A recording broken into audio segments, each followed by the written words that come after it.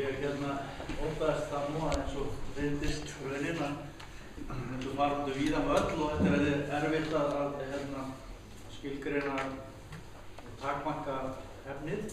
Það var þannig í mínum hóp að í seinni hlutanum kom algjörlega nýr hópur og hann var í grundvallaratriðum í meginatriðum á móti öllum sem hinnaðist. Þannig að eins og ég segi, þetta svolítið erfitt að takmarka umræðuna. Ég reyndi þó að gera þetta þannig að byrja því að reyna að skilgreina fyrst svona ákveðnar grunnhugmyndir, það að segja skilgreiningar á hvað þjóðin og hvað valdið og svo að spurja þessar spurningar hvert vald þjóðarinnar í dag og það nægilega mikið, þurfum við að breyta því og hvernig ættum við síðan að breyta því og hvað æskilegt og óæskilegt við að þjóðin hafi meiri áhrif en hún hefur.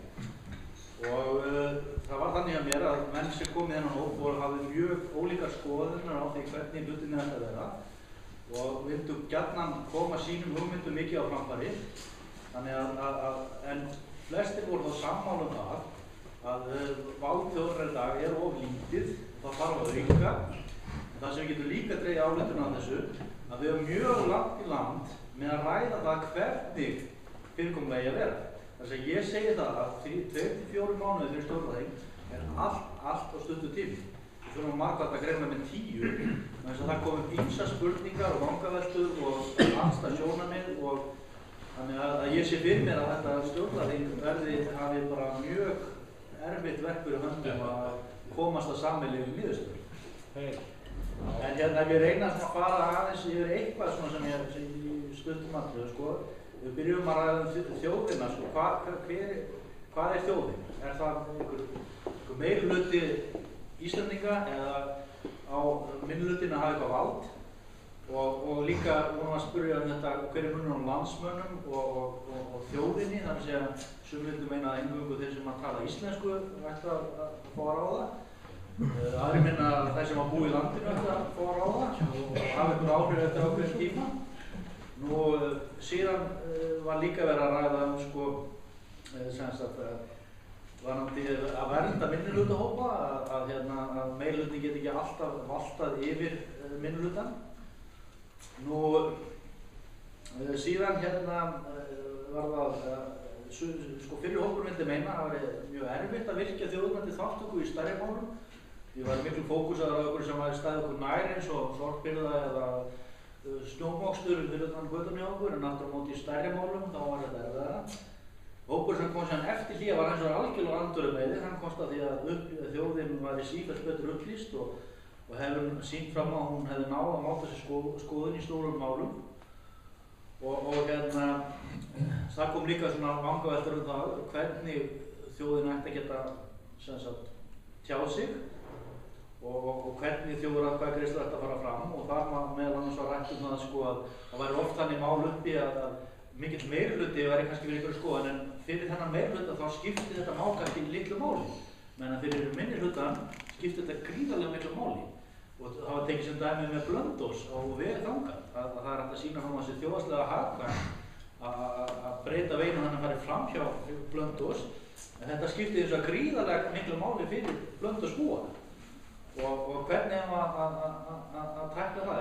Það bara meirihluti sem á valda eða hefur maður sett eitthvað vægi jafnvel á atkvæðina að fólk geti já, þetta er ekki einfalt mál.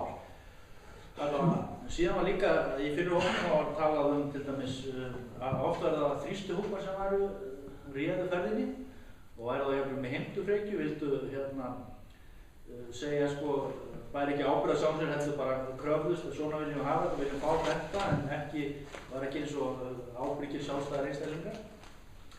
Þannig að það var talað mjög mikið þjóðina en ekki kannski meira valdið. En varðandi valdið þá var skólakerfið svolítið gagnrýnt að við erum beygð undir það að fylgja yfirvöldum og það vantaði gagnrýna hugsun og skapandi hugsun og svo var líka verið að velta fyrir sér vald alþjóðlegra stofnana, hvernig þetta er.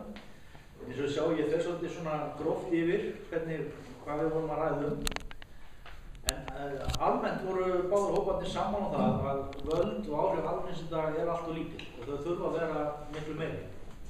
Og sem sagt, það vil segja, það var lítið farið í það hvernig við erum að hafa öryggisventil í þjóðfélaginu, sem sagt, hvernig getum við framlega haft stoppað eða þjóðinni líst illa á það sem ráðamenn gera, eins og til dæmis gerðist þegar tveir ráðherrar ákváðu eða leiðtogar flokka ákváðu að fara í stríð í Írak, sem að 80% þjóðarinnar var algjörlega andvígur og þeir ákváðu þetta bara einföldu símtali.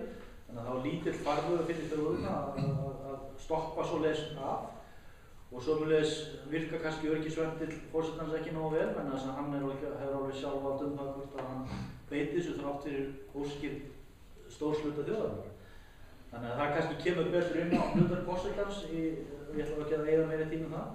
Nú síðan var talað svona eins og hópa eins og til dæmis verkalýðsfélög sem hefðu náð miklu í gegn, en væru sem sagt sterkt neðarvald en væri í dag hálf steingelt og væri oft þannig að það væri stöðugt að hlusta á ASÍ sem væri kannski bara 40.000 félagsmenn, en aðri væri ekki hlusta á. Nú, annað sem að menn vildu ræða mikið var fjölmiðla og þeir voru ákveðnir og pólitískir og hafa verið yfirteknir af flokkum og hagsmunaaðilum. Þannig að fjölmiðlar að hafa áhrif, skoðanamótandi áhrif á þjóðina. En síðan ef við tölum aðeins hvaða hugmyndir voru í umræðunni, í fyrri hópnum þá var verið að tala eins og það var nauðsynlegt að hafa stjórnlagadómstól, þar sem almenningur getur sem sagt kært stjórnvaldsákvarðanir og lög sem hugsanlega brjóta gegn stjórnarskrá eða mannréttindum. Og það var líka hugmyndir með einhverjum lýðræðisendurskoðanda og jafnvel að forsetinn geti verið sá í því hlutverki. Nú, mikið var einnig rætt persónukjör og það er að segja að menn geti kosið til þings þvert á flokka. En síðan kom að því hvernig við síðan að kjósa, þetta var hann fyrir löggjafaldið og þessi tveir hópa voru algjörlega öndverið með því hvað var það til dæmis að hvernig við að velja framkvæmdavaldið. Seinni hópur vildi fá að kjósa hreinlega ráðherrana, meðan fyrri hópur vildi frekar að þingið kýs þá eða kýs sér forseta Alþingi sem að leggur til fagaðila sem eru síðan samþykktir af meirihluta þingsins. Og nú síðan var einnig rétt fara að tala innihald stjórnarskrárinnar og eins og til þess að það væri eiginlega nauðsynlegt að hafa mannréttindaákvæði stjórnarskrá eða þá að vísa beint í alþjóðlega mannréttindalög. Það er svona sumir sem að finnst að stjórnarskrá eigi ekki að fjalla mannréttindi, heldur að hafa þau sér.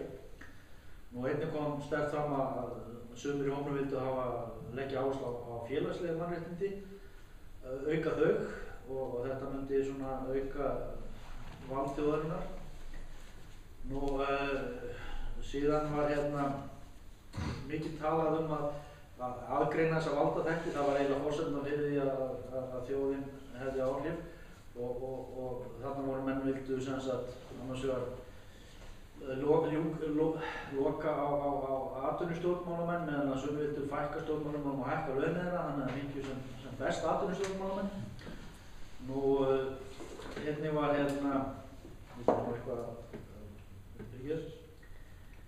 já, og síðan þyrfti að tryggja það að kosningar eru ótruflaðar, það sé að eins og ég skildi allan það sem kom þar fram að það sé ekki verið stöðugt verið að gefa missvísandi upplýsingar, kannski maður geti bakkað upp og eftir með nána með það. Nú, það þyrfti að tryggja hæfi getu og dómstólum þeir væru sjálfstæðir og sömuleiðis gildi það með eftirlitsaðila til þess að viðhalda lýðræðinu. Og annað sem kom mjög sterkt fram hjá boðaranum að lykilatriði var að afnema þetta svokallaða flokksleiðtogaræði einhvern veginn og það þarf að styrkja þingið og helst að fjarlægja framkvæmdavaldið frá þinginu. En það voru allir sammála það að hér væri sem sagt flokksleiðtogaræðið allt of sterkt og það væri kannski helsta vandamálið í dag.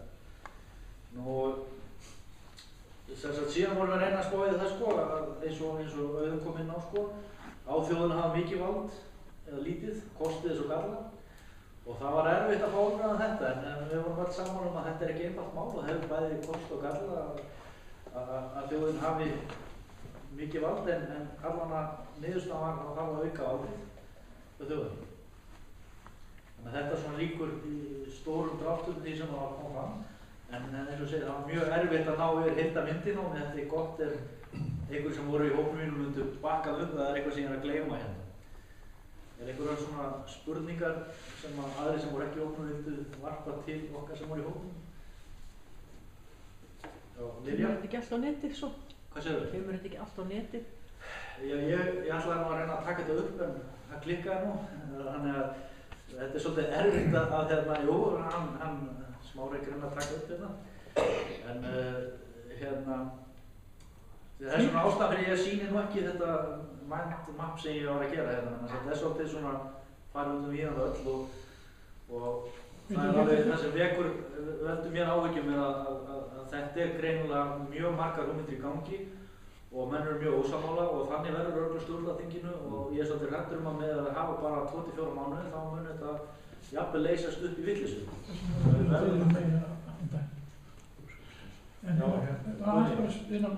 Getum við ekki, ef við viljum, fá MN Jú, ég skal senda ykkur og ég skal reyna að laga þetta kannski eitthvað. En eins og segir, þetta eru punktar sem maður greip niður en ég átti stundum erfitt með að fá heildarmyndina frá hópnum. En samt getur verið ágætis kveikja. Já, það getur verið. Mjög gott. Þakka þér kærlega fyrir. Gefum honum